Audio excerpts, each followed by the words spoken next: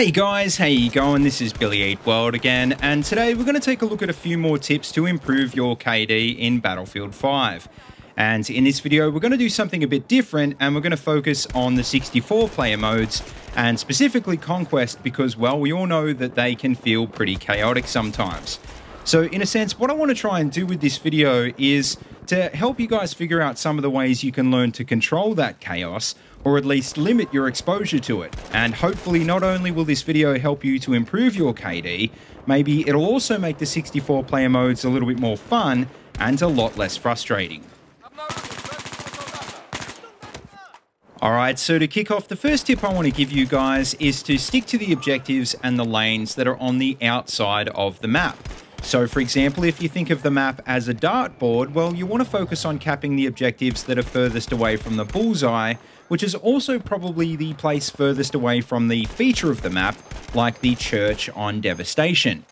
Now, the simple reason for this in Conquest is because enemy players can spawn at any of their captured objectives, and being that most players aren't very smart, they'll usually run in a straight line to the next one. And so basically what that means is the closer you get to the center of the map, the more chance you'll have of crossing one of these paths, and the more chance an enemy squad will be able to get the drop on you. Also, by that logic, you'll also want to make sure you pay attention to the state of the objectives when you spawn, and make a mental note of where enemy players can actually spawn. And I'm serious, if you draw a straight line between any blue point and the nearest red point, well, that's nearly always where the enemies are actually gonna be. The first way you can use this to improve your KD is to just avoid that path altogether. Flank out and approach from a different angle so you can hit the enemies from the side. But the other thing you can do if you're an LMG gunner or a sniper is set up and wait for the enemies to come to you, and then you can keep moving once the state of objectives has changed again. Now, another thing you've probably noticed about Conquest Large and 64-player modes in general is that it's pretty common to get killed right after you spawn. And in these situations, I know it's super easy to blame the game or the mode or the player cap or whatever, but actually half the time, if you really look at it, it's probably your fault.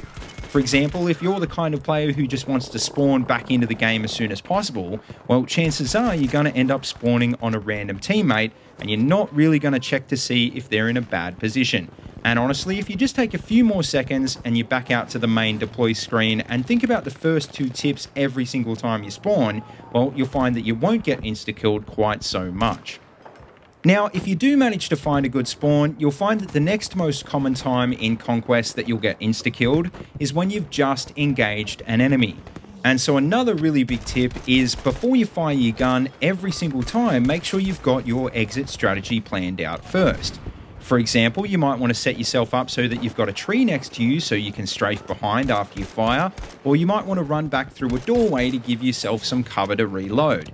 But what you never want to do is just stand there plinking away for more than a few seconds, because whether it be a sniper or a tank or 100 other things, with so many players in the server, someone will eventually spot you and take you out.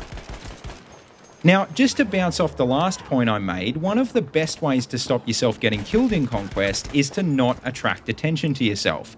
And considering BF5 only has a fairly limited spotting system in the first place, sometimes all you really need to do is just go prone and enemies will not be able to see you and run straight past you. This is probably most useful when you're up against vehicles, because even if you're playing Assault, there will still be times where you don't want to try and take on a tank by yourself.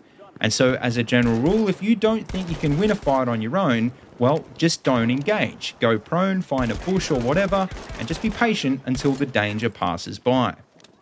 Also, on that note, and going back to a point before as well, with 64 players in a server, there are going to be times where you need to face off against a ton of enemies, one after the other.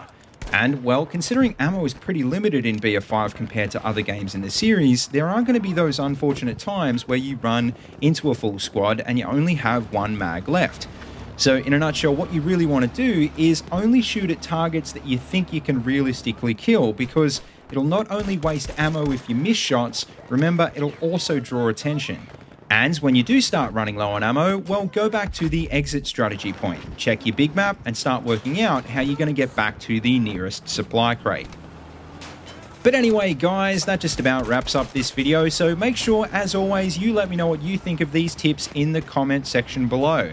And also, if you've got a tip for Conquest Large that you think that I've missed, make sure you leave that down there as well, because I'd love to see them. As always, though, don't forget to like, comment, and subscribe, and please feel free to check out the links in the description if you want to see any more of these videos. And also, don't forget you can find my Twitter and Discord links down there as well if you want to keep in touch.